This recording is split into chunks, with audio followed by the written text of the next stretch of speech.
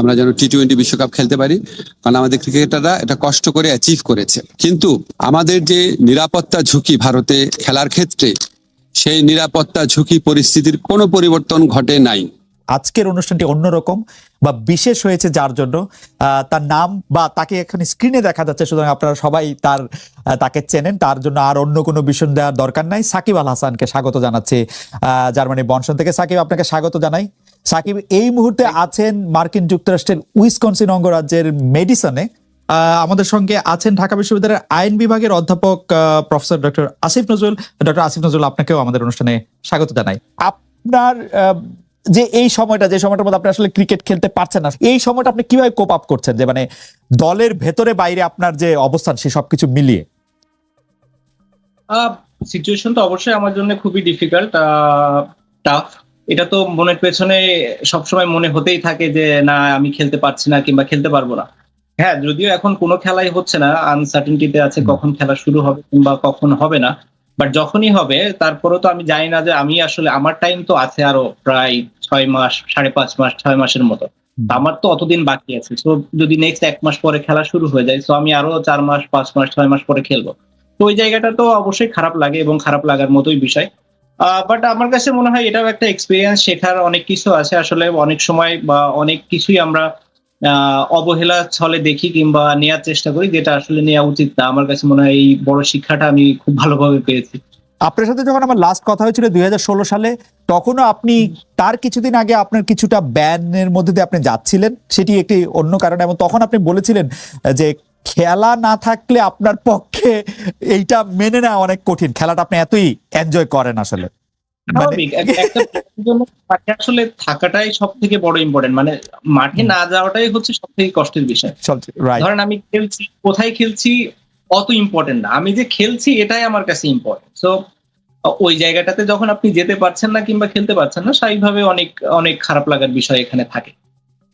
সাকিব, আপনার কাছে আরেকটু সিরিয়াস বিষয়টা কথা বলি। আপনি সর্বশেষ আমরা দেখেছি যে আপনি খেলোয়াড়দের অধিকার নিয়ে একটি সংবাদ সম্মেলন করেছিলেন, খেলোয়াড়রা আপনাদের পাশে ছিলেন, এবং কিছু কিছু বিষয় যেগুলি খুবই যৌক্তিক বোর্ডের কাছে আপনি আসলে উপস্থাপন করেছিলেন। সেই উপস্থাপন করে আপনি যেই দাবিগুলি জানিয়েছেন তার কতগুলি মানা হয়েছিল সঙ্গে সঙ্গে, তার কতগুলি কিছুদিন পরে মানা হয়েছিল, সেই দাবিগুলি সম্পর্কে বা সেই বিষয়গুলি নিয়ে আপনি আর কোনো খোঁজ রাখছেন কিনা, বা কেউ আপনার কাছে আর কোনো কিছু বলছে কিনা, আপনার কাছে কতটা কি মনে হচ্ছে যে সেই দাবিগুলি কতটা মানা হয়েছে? আসলে আমি শিওর যে প্লেয়াররা সবাই সবার সাথে তো ডিসকাস করেই, বাট আমার কাছে মনে হয় যে মোটামুটি বেসিক যে বা চাওয়া পাওয়া প্লেয়ারদের ছিল সবগুলাই ফুলফিল হয়েছে। দুই একটা হয়তো যেটা হয়নি, যেটা হতে আসলে সময়ও লাগবে, তো ওইটার জন্য আসলে ওয়েট করতে হবে। আর বাকি বেশিরভাগই চাওয়া পাওয়া তো আমার মনে হয় যে ফুলফিলই হয়ে গিয়েছে। এই কারণে প্লেয়াররাও সবাই খুশি। তারা এখন চায় যত বেশি খেলা হোক এবং মাঠে থাকতে। সবকিছু এলোমেলো করে দিয়েছে, বাট আমি হোপফুল যে তাড়াতাড়ি এই সিচুয়েশন বাংলাদেশ এবং পুরো পৃথিবীতেই ঠিক হবে এবং সবাই মাঠে ফিরতে পারবে। বেশি যারা বলেছেন যে তারা দেখতে চান না, তাদের কারণ হচ্ছে তারা আসলে ক্যাপ্টেন না, আপনাকে মানে প্লেয়ার হিসাবে তারা এত বেশি মিস করেন, মানে এটা কোনো নেগেটিভ জায়গা থেকে না। তারা মনে করেন যে আপনি আবার ফিরে আসলে আপনাকে বাংলাদেশ দলের দায়িত্বটা আপনি নিতেই পারেন, কিন্তু নেওয়ার পরে প্লেয়ার সাকিব আল হাসানকে তারা বেশি দেখতে চান। আমি দুই একটি যদি মতামত পড়ি তাহলে সেখানে আপনি দেখবেন যে মোহাম্মদ আলামিন উনি বলছেন সাকিব খেলায় ফেরা পরপরই অধিনায়কত্বের দায়িত্ব দিলে সাকিবের ভিতরে অনেক বেশি ভালো পারফর্ম করার জোরটা থাকবে না, তাছাড়া বর্তমানে যার আছে তাদেরকেও সময় দিতে হবে নিজেদের প্রমাণ করতে। কিন্তু মোহাম্মদ কামরুজ্জামান তিনি বলছেন ক্যাপ্টেন হয়ে সাকিব ভালো পারফর্ম করছে, এক্সট্রা চাপ নেওয়ার ক্ষমতা ওর মধ্যে সবসময় আছে, তবে না কেন, এরকম ভাবেই কথাগুলি আসছে। আপনি এটাকে কিভাবে দেখেন? এরকম আরো মতামত আছে, আমি লম্বা সময় ধরে পড়ে যেতে পারি, কিন্তু আপনার মতামত। সবার আগে তো আমি খেলায় ফিরতে চাই। জি। তো 5.5 মাস পরে যখন খেলায় ফিরবো, আগে খেলায় ফিরি, বাকি সব ডিসিশন আসলে তারপরে। তার আগে আসলে অন্য কোনো ডিসিশন নাই। এখন সবার আগে হচ্ছে যে কিভাবে সময়টা তাড়াতাড়ি যাবে, তাড়াতাড়ি শেষ হবে, কিভাবে আমি যেখানে থেকে আসলে খেলাটা আমার বন্ধ হয়েছে সেখান থেকে যেন আমি আবার শুরু করতে পারি, সেটা হচ্ছে আমার কাছে সব থেকে বড় চ্যালেঞ্জ এবং সব থেকে বড় মানে নিজের প্রতি নিজের একটা এক্সপেকটেশন, যে যেখান থেকে আমি শেষ করেছি ওইখান থেকে যেন আমি শুরু করতে পারি। তো আমার কাছে চ্যালেঞ্জ ওই একটাই, আমার কাছে বাকি আর কোনো চ্যালেঞ্জ নেই। কোনো অ্যাডিশনাল চ্যালেঞ্জ কি আসবে না এটা আসলে পরের বিষয়, কিংবা আমি চিন্তা করবো কি করবো না সেটাও পরের বিষয়। ফার্স্ট টার্গেট হচ্ছে যেখানে শেষ করেছিলাম, মানে শেষ হয়েছিল সেখান থেকে যেন শুরু করতে পারি। সাকিব, আপনাকে দেখে আমার চোখের দেখা যেরকম মনে হচ্ছে, আপনি কি একটু ওজন কমিয়েছেন? বা আমরা যদি প্রশ্নটা অন্যভাবে করি, যে আপনি ফিটনেস ধরে রাখার জন্য কি কি করছেন সেটা নিয়েও দর্শকদের অনেক আগ্রহ আছে। মানে you look very fit, agile, এবং মনে হচ্ছে যে আপনি বয়সও অনেকখানি কমেছে, আপনার চুল টুল বড় হওয়ার কারণে একটা হইতে পারে। ওয়ার্ল্ড কাপের পর থেকেই তো ওয়েটটা অনেক কন্ট্রোলের ভেতরে ছিল। বাসার ভেতরে থাকি, বাসার ভেতরে যেহেতু থাকা হয় স্বাভাবিকভাবেই বয়সটা একটু কম লাগতে পারে, আর চুল টুল বড় হয়ে গিয়েছে, তো এটা আর একটা রিজন। বিশ্বকাপ আপনার, আমরা জানি বিশ্বকাপে আপনার যে পারফরমেন্স, মানে এটা যে কোনো খেলোয়াড়ের জন্য এটা একটা ড্রিম পারফরমেন্স ক্রিকেট। বা বেশি একটা তো আসলে আমি দূরের চিন্তা কখনোই করতে চাই না, বাট হ্যাঁ। যদি বলি যে নেক্সট ওয়ার্ল্ড কাপ, এভাবে চিন্তা করলে মানে নেক্সট ওয়ার্ল্ড কাপই তো। হ্যাঁ, তো সেখানে একটু তো অবশ্যই একটা ব্যাকআপ মাইন্ড একটা চিন্তা থাকে, যদি সুযোগ আসে খেলতে পারি, ফিটনেস থাকে, পারফরমেন্স থাকে।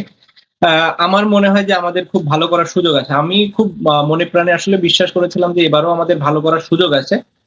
আমরা খুব কাছাকাছিও ছিলাম, হয়তো ছোটখাটো দুই একটা কারণে আমরা আমাদের পুরো পোটেনশিয়াল অনুযায়ী আসলে খেলতে পারিনি, বাট আমরা এই জিনিসটা চেঞ্জ করতে পারবো, এবং আমরা যে ধরনের টার্গেট নিয়ে যাব সেই টার্গেট অ্যাচিভ করতে পারবো বলে আমার মনে হয়। এবং যেহেতু এশিয়াতে খেলা, সাবকন্টিনেন্টে খেলা, মানে আমাদেরকে অন্য টিমদের আসলে ভয় করা উচিত হবে বলে মনে করি ওই সময়টাতে।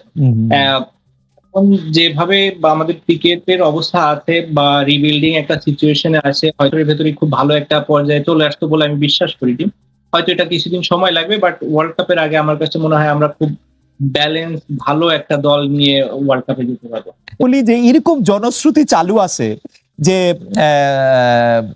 আপনিও 2019 সালে 18 সালে যে নির্বাচন হয়েছিল সেই নির্বাচনে কম্পিট করতে চেয়েছেন, প্রধানমন্ত্রী শেখ হাসিনার কাছে গিয়ে। মানে একরকম আমরা এরকম শুনেছি যে সাকিবও আসলে এমপি নির্বাচন করবেন বা এমপি হবেন, এমনকি আমরা এতদূর পর্যন্ত শুনতে পেয়েছিলাম যে সাকিব আসলে আরো বড় কিছু পেতে যাচ্ছেন। ঘটনাটা কি ঠিক? আপনি কি আসলে এমপি হতে চেয়েছিলেন 2018 সালে?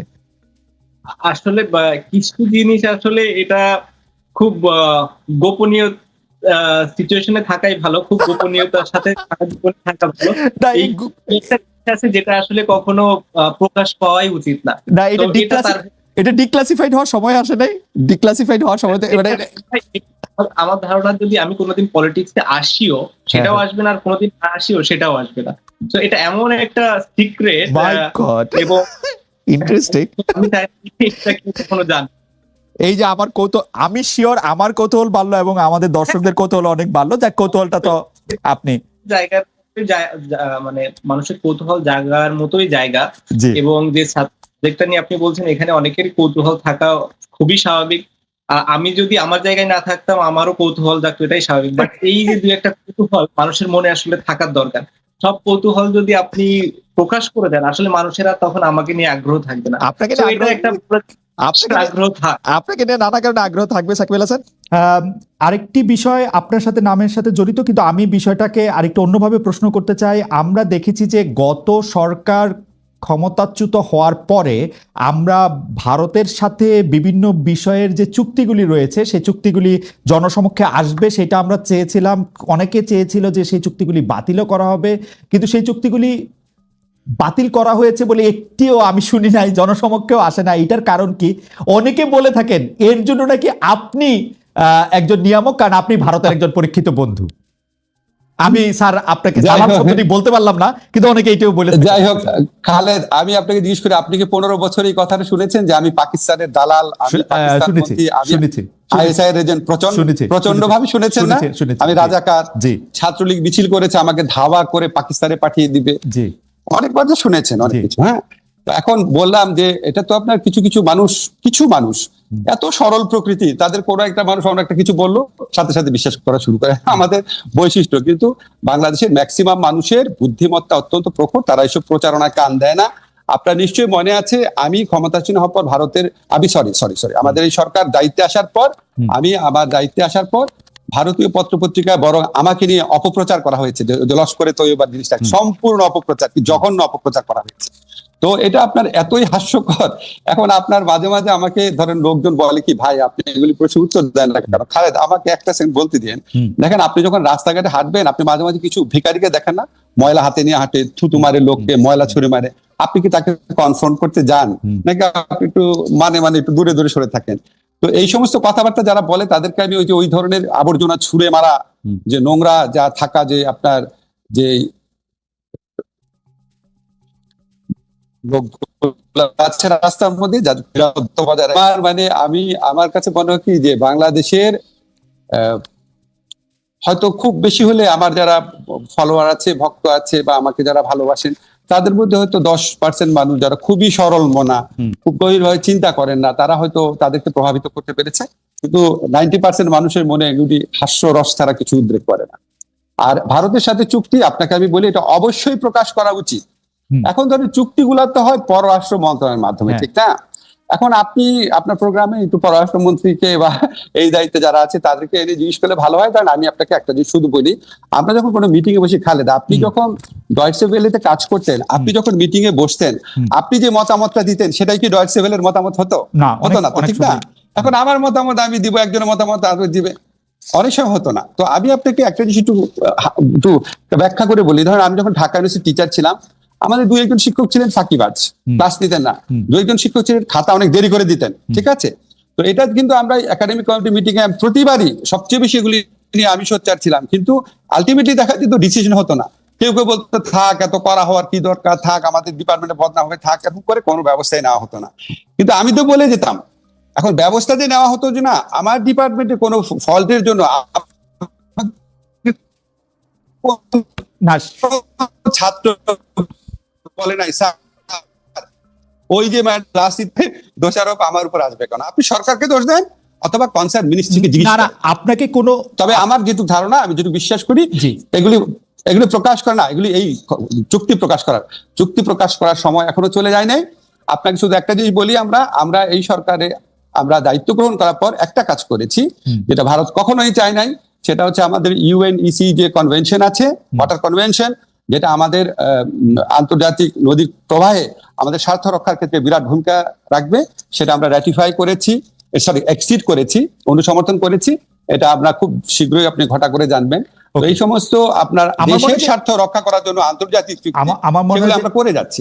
আর চুক্তি, আরেকটা কথা শুধু বলি, চুক্তি প্রকাশের সময় এখনো শেষ হয়ে যায় না। অবশ্যই আমি একটু দর্শকদের মনে করা দিতে চাই, যখন আসলে বাংলাদেশে একটা অদ্ভুত অবস্থা ছিল, কেউই আসলে ঠিক মতো কথা বলতে সাহস করতো না, তখন কিন্তু প্রফেসর আসিফ নজরুল, আমি আসলে গত 15 বছরের কথা বলতেছি, প্রফেসর আসিফ নজরুল একদম তার দৃঢ় মানে বুলন্দ আওয়াজে তিনি এগুলি নিয়ে কথা বলেছেন। সেই জন্য আমাদের আশা প্রফেসর আসিফ নজরুলের কাছে অনেক বেশি যে ভারত একচেটিয়াভাবে আপনাকে ট্রান্সশিপমেন্ট বাতিল করে দিচ্ছে, আপনাকে বলছে যে এখানে স্থলবন্দর আমি ব্যবহার করতে দিব না। আমাদের হাতে কি কোনো কার্ড নাই যেটা আমি পাল্টা করতে পারি? আমি পররাষ্ট্র উপদেষ্টার কাছে কাছাকাছি প্রশ্ন করেছিলাম প্রেস সচিবের কাছেও, তারা বলেছেন তারা নাকি কোনো রিটালিয়েশনে বিশ্বাস করে না। প্রেস সচিব, এটা রিটালিয়েশনের কি হইলো? মানে ঘটনা হচ্ছে ভারত একচেটিয়া ভাবে এগুলি, স্যার আমি আপনার এতদিন ধরে চিনি বলে আমার কাছে মনে হয় যে আপনি এগুলি কেমনে সহ্য করেন, বা আপনি কেন এগুলি কিছু বলেন না, বা আসলেই কি আমাদের হাতে কিছু নাই? Very good question. এখন ধরেন আমি আপনাকে বলি, খালেদ আপনি আমাকে 2টা প্রশ্ন করছেন, আমাকে একটু টাইম দিবেন বলা যে আপনি এটা কিভাবে সহ্য করেন এবং আপনি কেন বলেন না। আচ্ছা, আমার ল ডিপার্টমেন্টে যেই শিক্ষক ক্লাস নিত না, বা আমার ল ডিপার্টমেন্টে যেই শিক্ষকের 1-2 শিক্ষকের কারণে রেজাল্ট পাবলিশ করতে 2-3 মাস দেরি হয়ে যেত, আমার ডিপার্টমেন্টে যেই শিক্ষক ছাত্রদেরকে 0 নাম্বার এবং মাইনাস নাম্বার দিত, আপনার কি মনে হয় আমি এটা সহ্য করতাম? আমি তো প্রত্যেক একাডেমিক কমিটির মিটিং এ বলতাম। তা আপনার কেন মনে হয় না একই রকম সিচুয়েশন এখানেও আছে? কেন মনে হয় না?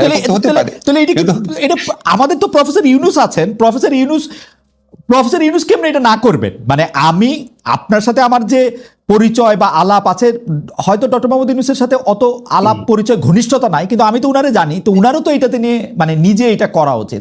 এবং দেখেন স্যার, আপনার সাথে আমি যখন কথা বলতেছি, অসংখ্য লোক আমাদেরকে বলতেছেন যে 26 লক্ষ ভারতীয়, যদিও এটার কথা আপনি আগে বলছেন, কিন্তু আসলেই তো কোনো চেঞ্জ হয় নাই। মানে হাসিনা সরকার ইউনূস সরকারের কি তফাৎ ভারতের ইয়াতে? এটা আমি একটু আপনাকে বলি, এটা তো আমার ক্ষেত্রে কথা, স্যারের ক্ষেত্রে স্যার অনেক বড় প্রেক্ষিত থেকে জিনিসটা দেখে, আমি তো অত বড় প্রেক্ষিত থেকে দেখতে পারি না, ফলে আমার পক্ষে অ্যাপ্রোপ্রিয়েট আনসার করা সম্ভব না ভারতের ব্যাপারে, ভূমিকার ব্যাপারে। যত বৈদেশিক সম্পর্কের যে ব্যাপার আছে সেটার সাথে কোনোভাবেই আমি ইনভলভ না। বৈদেশিক সম্পর্ক দেখে আমাদের পররাষ্ট্র উপদেষ্টা আছে, আমাদের ওই যে আমাদের হাই রিপ্রেজেন্টেটিভ খলিল সাহেব আছে দেখে, আমাদের স্যার দেখে। আপনার মনে হয় কি আপনি ধরেন আপনি খালি ধরেন ডয়েটসে ভেলেতে একটা জিনিস প্রচার হইলো কেন, তখন আপনি যদি কেউ জিজ্ঞেস করতো আপনার কাছে মনে হতো ডয়েটসে ভেলের জার্মান ভার্সনে কি প্রচার হচ্ছে আমি কি জানি। তো আমার কাছে এরকম অবস্থা, আপনি উনাদেরকে জিজ্ঞেস করেন এবং আমার ধারণা উনাদের আরো অনেক অনেক বড় প্রেক্ষিত থেকে দেখেন, দেখে অ্যাপ্রোপ্রিয়েট সময় অ্যাপ্রোপ্রিয়েট ব্যবস্থা নেবেন। এখন আপনি বলেন, ধরেন আমাকে অনেকেই বলে যে 26 লক্ষ ভারতীয় ব্যাপারটা, তো 26 লক্ষ ভারতীয় ব্যাপারটা যদি বলে থাকি তাহলে এটা অত্যন্ত ভারত বিরোধী কথা। তো একই সাথে 26 লক্ষ ভারতীয় বললেন, এটা এত বড় একটা কথা বললেন আপনি, আবার বলে ভারতের দালাল, কোনো কিছু ঠিক নাই। 26 লক্ষ ভারতের ব্যাপারে ভাই একটা কথা ব্যাখ্যা করি, আমরা যখন 15 বছর অ্যাক্টিভিজম করতাম, অনেক জায়গায় অনেক ভাষণ দিতাম, অনেক বক্তব্য দিতাম, যখন আমরা বক্তব্য দিতাম প্রত্যেকটা কথা অ্যাকিউরেট হতো না। এখানে আমি সিপিডির একটা রিসার্চ পেয়েছিলাম, আমি এটা আগের অনুষ্ঠানে ডিটেইল বলেছি, বলেছে 5 লক্ষ, সিপিডি বলেছে 5 লক্ষ, আরেকটা বলছে এর চেয়ে অনেক বেশি হতে পারে। এখন ধরেন আমার যদি অ্যাকচুয়াল ফিগারের চেয়েও ইম্পর্টেন্ট ব্যাপার ছিল ব্যাপক সংখ্যায় রয়েছে। এখন আপনি আমাকে বলেন সিপিডির মতো একটা প্রতিষ্ঠান যেটা দেবপ্রিয়দা পরিচালনা করে, সিপিডির মতো প্রতিষ্ঠান যদি 5 লক্ষ বলে, আমার মাথায় তো ওইটাই গেঁথে আছে যে লক্ষ লক্ষ অনেক লোক কাজ করে। এখন ওইখানে বলতে গিয়ে হ্যাঁ হতে পারে যে 26 লক্ষের মধ্যে এক্সাজারেশন আছে, কিন্তু বিপুল সংখ্যক তো ছিল। এখন বিপুল সংখ্যক ভারতীয় আপনার যারা চাকরি করতো তারা 5 অগাস্ট থেকে 8 অগাস্টের মধ্যে চলে যায় নাই, এটা আপনাদেরকে কে বললো? ওই সিচুয়েশন দেখে যদি আওয়ামী লীগের, একটা সেকেন্ড ভাই, আওয়ামী লীগের যদি হাজার হাজার লোক চলে যেতে পারে, ভারতীয় লোক চলে যাওয়ার কথা না।